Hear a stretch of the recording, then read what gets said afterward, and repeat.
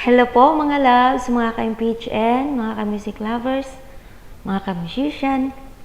Ito na po ang awiting sinasabi ko sa inyo na matagal ko na pong ginawa noong January 3, 2004. Ito po ay isang revised song mula po sa Watch Up song. Ito po siya. Pakinggan niyo po muna bago po ako magbigay ng mensahe sa dalawang kantang ito. Ito po yung Bigong Kahapon.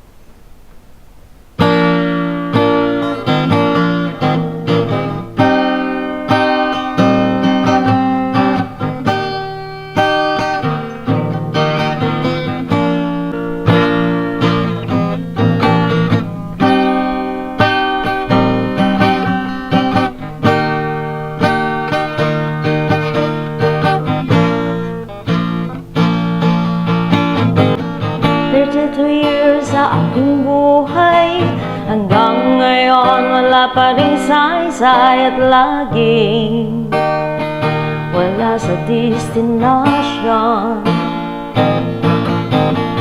Realize kong walang mangyayari kung palagi na lang akong sawi sa lahat, lalo na sa pag-ibig.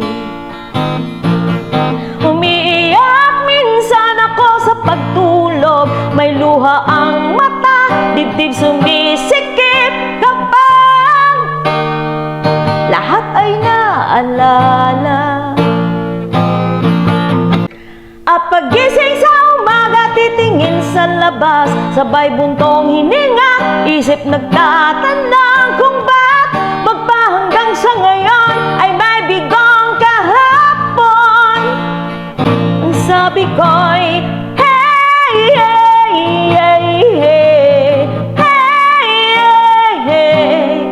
sabi niya, what's going on?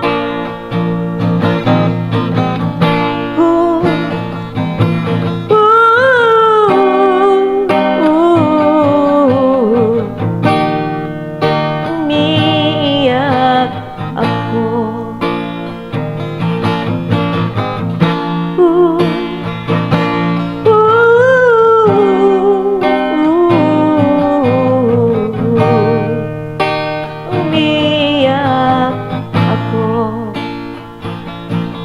Sumubok, oh my God, subukan lahat ng oras kung kinakailangan magdasal. Oh my God, magdasal, magdasal sa araw-araw. Limutin na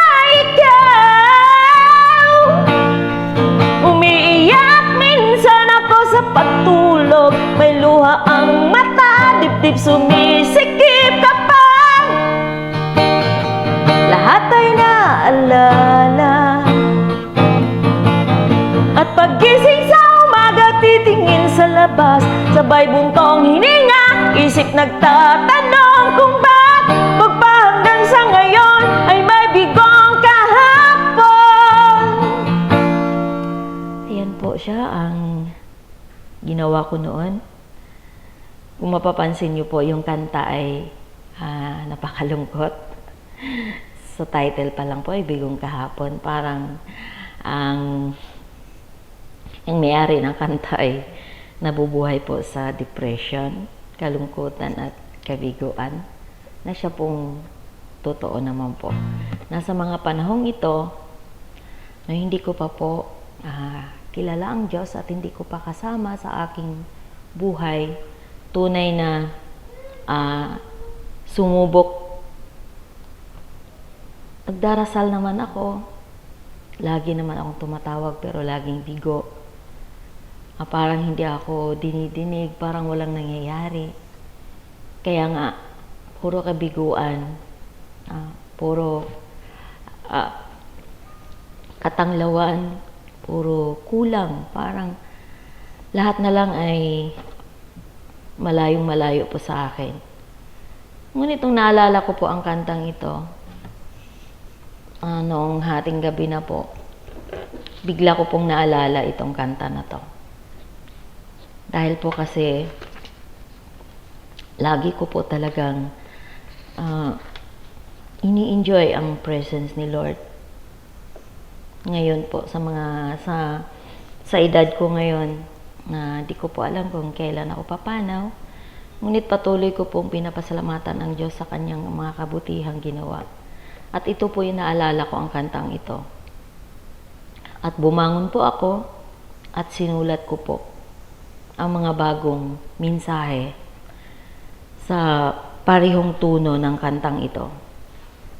At ang pamagat nga po noon ng kantang kinanta ko ay Bigong Kahapon. Ngunit nung ginawa ko po nung October 14, nung Sabado lang po ng madaling araw, 12:15, ginawa ko po siyang Salamat Panginoon. At ito po yung kanyang mga mensahe.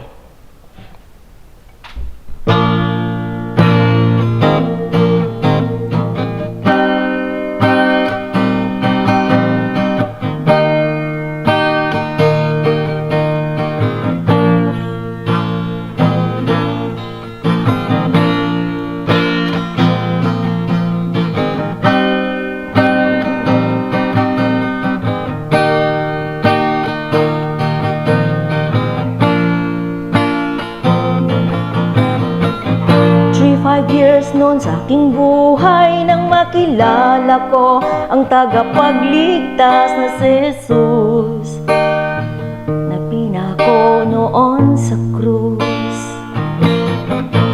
Akala ko'y di na magbago pa lahat ng hirap ko't mga pagdurusa, kabiguan at kawalang pag-asa. Ngunit isang araw hindi nasahan, merong isang aklat, Bible ang pangalan na siyang naiwan ng aking kaibigan. At nang ito ay aking binuklat at binasa, ako'y nanginginig at agad lumuha hanggang napaluhod na ako, nakasubsob ang aking mukha. Ang sabi ko'y, Lord, Lord, sorry na, ako'y patawarin, buhay ko'y baguhin upang di na ako malasing. Pakinggan mo lahat kong mga hikbi, pagluhat, pag-iyak, laging napahamak dahil akala'y magtagumpay, di pala kakayanin. Ang sabi niya ay, hey, hey, aking anak, salamat at ika'y tumugon sa akin ngayon. Kita'y pagpapalain. Huwag ka lamang ulit na lumayo sa akin, baka di na kita muling matagpuan. Kaya lumayo ka sa landas, lahat ng kaguluhan.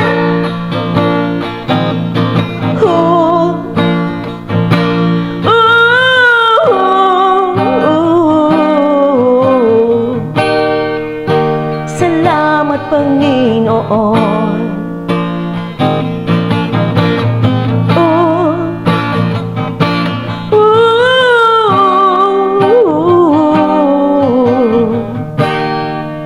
Salamat Panginoon. Thank you Lord sa lahat. Thank you Lord. Salamat sa salvation. With all my heart I'll keep on. Thank you Lord sa lahat. Thank you Lord. Salamat Panginoon. Tapos na ang kahapon. Ang sabi ko'y, Lord, Lord, sorry na, ako'y patawarin, buhay ko'y baguhin upang di na malasing. Pakinggan mo lahat kong mga hikbi, pagluhat, pag-iyak, laging napahamak dahil akala'y magtagumpay, di pala kakayanin. Ang sabi niya ay, hey, hey, aking anak, salamat at ika'y tumugon sa akin ngayon. Kita'y pagpapalain. Huwag ka lamang ulit lumayo sa akin, baka din na kita muling matagpuan. Kaya lumayo ka sa landas, lahat ng kaguluhan.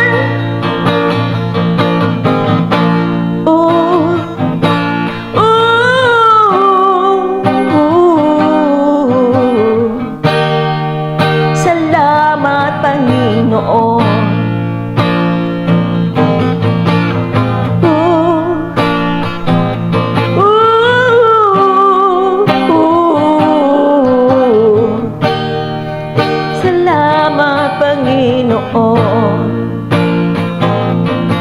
Thank you, Lord. Sa lahat, thank you, Lord. Salamat sa salvation. With all my heart I keep on. Thank you, Lord. Sa lahat, thank you, Lord.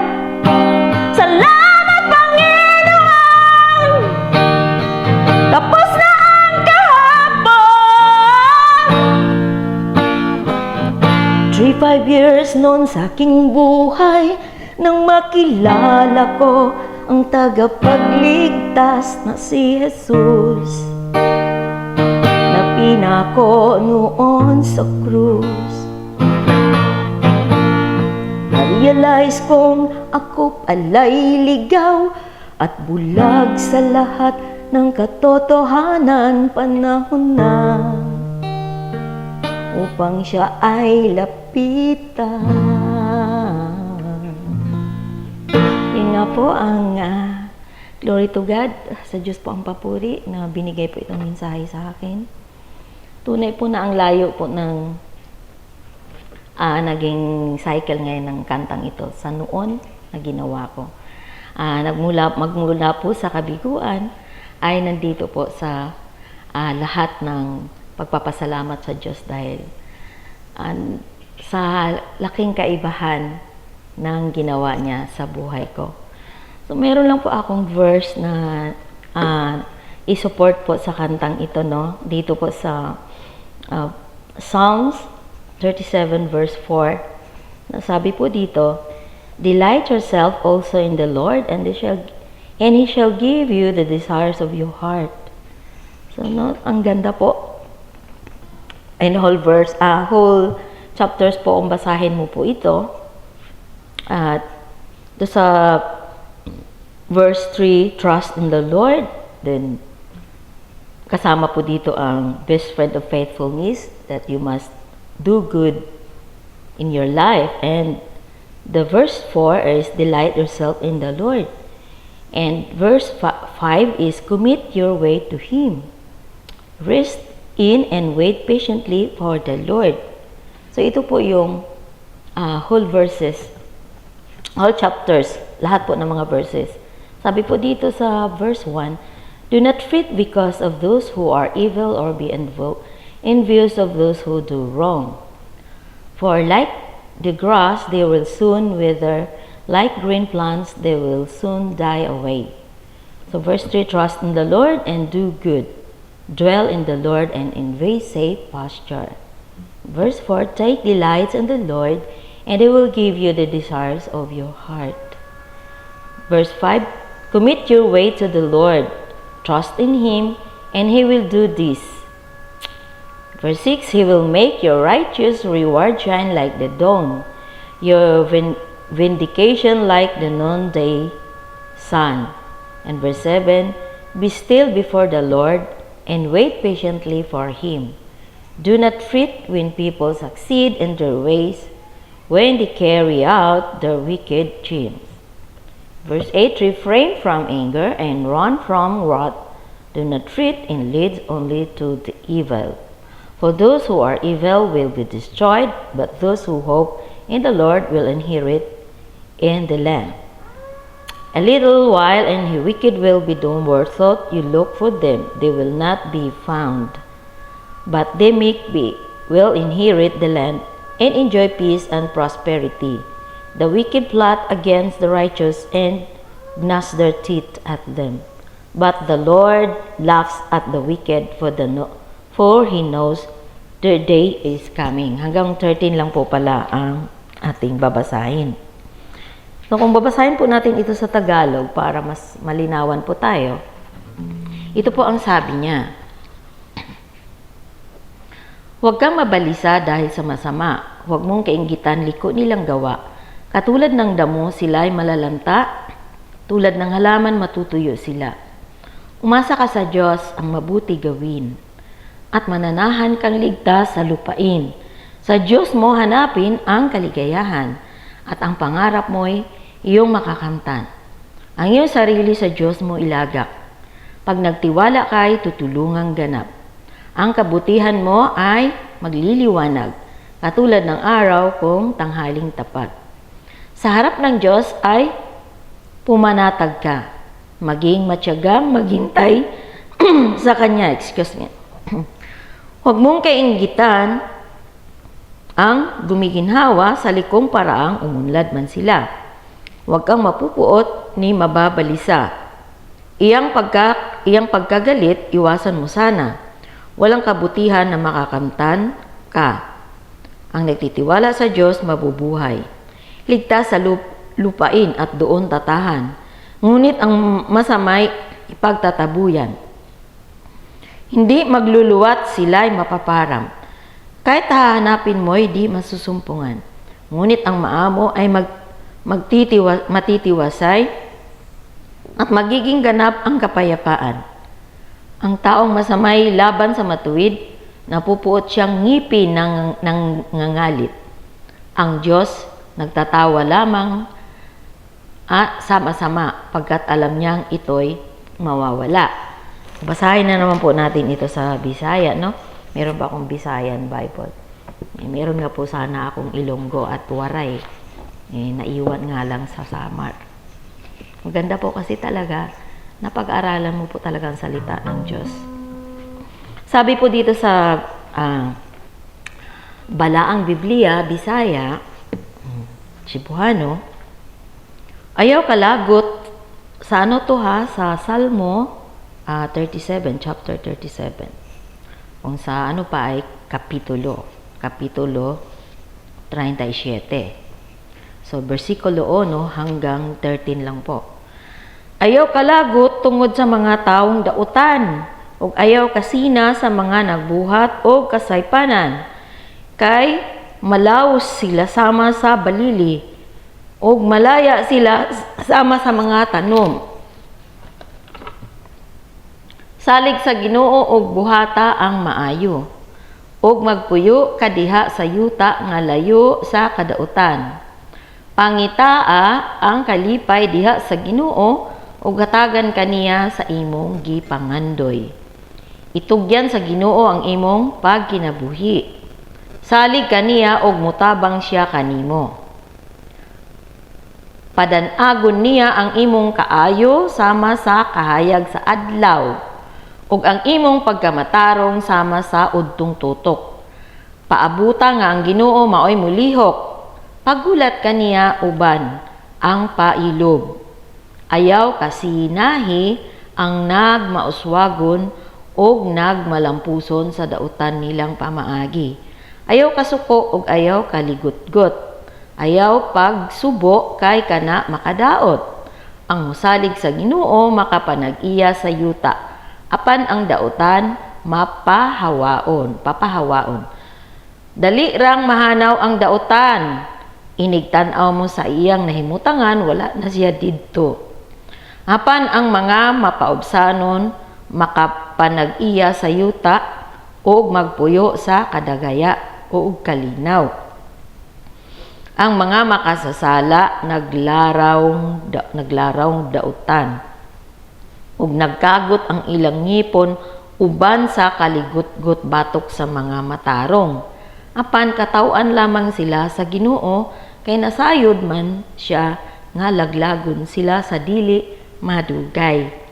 Sumo ni siya ang verse 1 hanggang 13. Kay taas man gud ni siya, hangtod pa ni siya sa moabot pa ni siya sa verse 40. Pero hangtod lang sa 13 atong gibasa.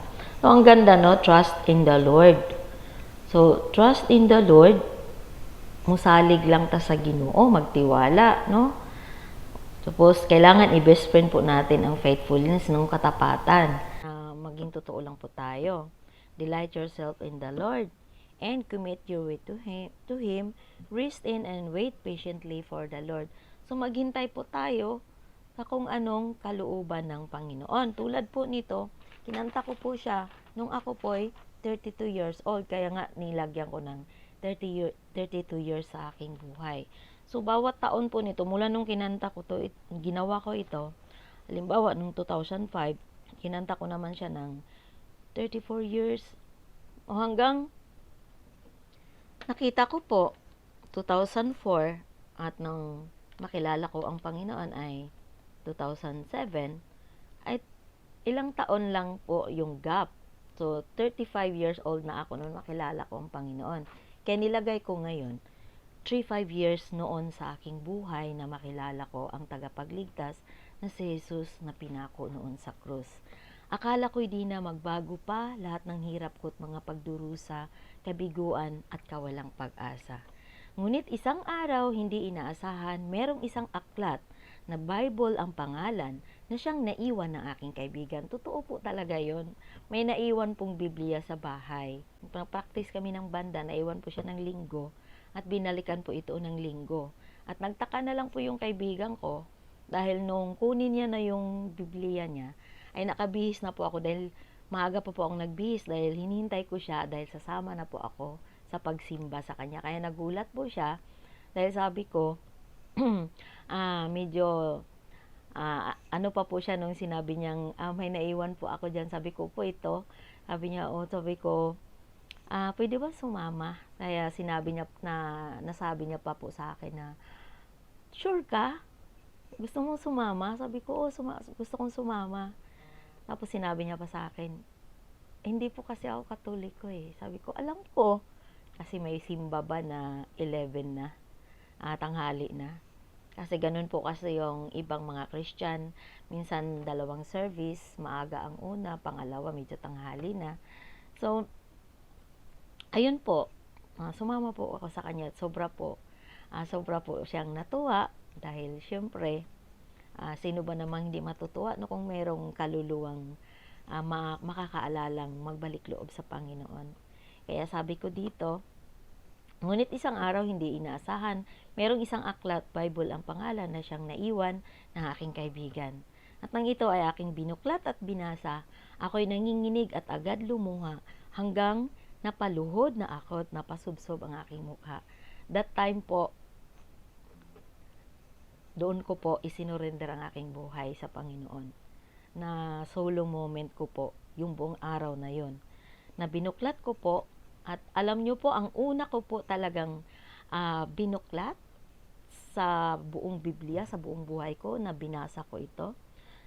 Hindi ko po kasi alam kung saan ako magsimula, saan ako mag-umpisa.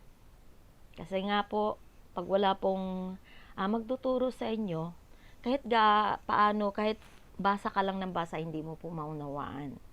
Kasi po, nagbasa na rin po ako noon saglit-saglitan, pero dahil wala nga po akong maiintindihan, hindi ko na din po pinagpatuloy. Lalo na't laging naka-inject po sa isip ko na sinasabi ng mga matatanda na nakakasira ng bait, nakakabaliw o makakabuang daw ba ang pagbasa ng Biblia. Kaya takot na takot po ako dahil holy, banal. Mahadlok ba ako magbasa kay basig magabaan ko. So that time, binuklat ko siya. Doon po talaga ako sa Book of Proverbs, sa Kawikaan. Sa pinakauna talagang page sa chapter 1. Kaya binasa ko ito ng inubos ko po talaga basahin sa araw na yon. At bawat pahina, parang naging salamin ito ng buhay ko. Nakikita ko doon ang mga masasama at mga mabubuting mga ginagawa ko at ang mga ginawa ng tao sa akin. Kasi po, ang kawikaan po kasi, values of life. So, yan po kasi mga characters mababasa po natin sa kawikaan. Kaya nang mabasa ko po ito, dito po nangusap si Lord na ito pa lang po ang binigay sa akin. Kaya agad, anong magagawa ko? May tuhod ako, niluhod ko ito sa Diyos. May mata ako, iniyak ko sa Diyos ang lahat. Kasi sumurrender ako sa Kanya dahil pagod na ako that time na ginawa ko na po ang lahat ng aking kakayahan. Kulang na lang kabaong ang gagawin ko para lang makakain, mabuhay. Ang daming ginawa binigay ng skills ng Panginoon sa akin. Pero marami pa pong kulang dahil ang kakulangan at ang nagpupuno nito ang Panginoon lamang. Nang tanggapin ko siya mula noon hanggang ngayon, patuloy ko siyang pinupuri at itinataas. Ako gid siyang ginadayig, permi ang iya yung kabuutan, kamaayo, kamaluluyon, kamang gitabangon o kanang iyang pagka mananambal na permi gyud na siya muhatag og milagro. Mauna nga ang akong emosyon sa una nga gakanta pa ko, ang akong my soul and emotion is para po sa mga kanta. Lagi po akong kumakanta ng mga frustrated songs, mga mabigo, mga masasakit na kanta, mga nakakalungkot na kanta. Gusto ko po yung kantahin. Parang yan ata talagang palaging sumisikat yung mga frustrated songs, yung mga kabiguan, mga pinagtataksilan, mga ganon. Pero sa totoo lang po pala, kapag ikaw na po ay Kristiyano, kakanta ka man ng mga worldly song, wala na po doon ang feelings mo. Hindi na po naiiwan ang feelings mo doon kasi po, nagiging masaya ka na, nagagalak ka na palagi sa presensya ni Lord. So, ang emotion mo ay nandoon na po sa presensya ng Panginoon. Hindi na po doon sa mga nakalipas, sa mga awiting makamundo o awiting nasabing worldly song. So, kahit hindi natin maiwasan na mapapakanta pa din tayo, aminin nyo man o sa hindi, dahil tao lang tayo, masabi din natin na worldly pa po tayo dahil nasa mundo pa tayo. Hindi pa po tayo umakyat sa langit, hindi pa po tayo kinuha. So, kung ayaw mo maging kabilong ka o makabilang ka sa makabundong henerasyon, sa bundok ka tumira, yung walang kang gadget, wala kang tibing makita, yung mga puno lang, mga bundok, mga ibon ang makikita mo. Kasi magkakasala ka. Talagang makakasala ka ang iyong mata. Kaya nga lagi kang hingi ng kapatawaran sa Panginoon dahil hindi natin maiwasan yung ganong feelings. Magalit ka, maiinis ka, kasalanan yun. Makapag-isip ka na hindi maganda, makapagbitaw ng salita na hindi maganda, kasalanan yun. Pero andun po yung conviction ni Lord na, anak, hindi ko po nagustuhan yung buong araw na to, ito na lang ginawa mo. Nawawala na po yung humbleness mo, nawala na po yung respect mo, nawala na po yung love mo. Kaya laging nagko-convict si Lord. Once na ikaw ay nasa Panginoon na, hindi niya po hahayaan na yung buhay mo ay lalamunin ulit ng mga gawain na gawa po ng kaaway. Ay lagi ka niyang ipagtatanggol, lagi ka po niyang i-revive, lagi kang i-charge kapag nanghina ka, kapag napagod ka. Mayroon po siyang kalakas. Sa totoo lang po ako ngayon, masabi kong hindi po maganda yung medyo paos ako. Pero pinilit ko pa rin na maipahayag ko ngayon ang mensaheng ito sa Panginoon. Kay glory to God, sa Diyos lamang po ang papuri. Hindi mo po ako magaling mag-preach, hindi po ako magaling ng sa lahat po ng mga ginagawa ko na naipapakita ko. Binigay lang po ito ng Lord sa akin. Marunong lang po Meron lang po akong kunting alam, pero hindi po talaga ako magaling. And salamat sa Panginoon, binigyan niyo ako ng kaalaman na ganito, makakagawa ako ng mga awitin. Madali lang po sa akin. Siguro, merong isang beses na gumawa ako ng 10 kanta sa isang araw. So, hindi nga ako makapaniwala na kaya kong gawin yan. Glory to God, hindi po ako bumibilid sa sarili ko. Bumibili po ako sa wisdom na binigay ni Lord. Kaya yun po, maraming salamat. So, papapalain po tayong lahat. Sana'y na-bless po kayo sa awitin ko. Diyos po ang papuri. At naway, patuloy nyo pong i-follow up o i-share kung na-bless kayo ang ating video. At salamat po sa mga ibang content creator. Gawin po nating tama ang ating pag-reels. Yung meron pong mapupulutan ng aral. Huwag po nating bigyan ng kahihiyan ang ating paglikha ng Diyos sa atin. Una, tayong gumawa ng kahihiyan po sa ating sarili. So, ito lamang po, mapagpalang hapon. Nagbabadya na naman po ang langit dito, nauulan.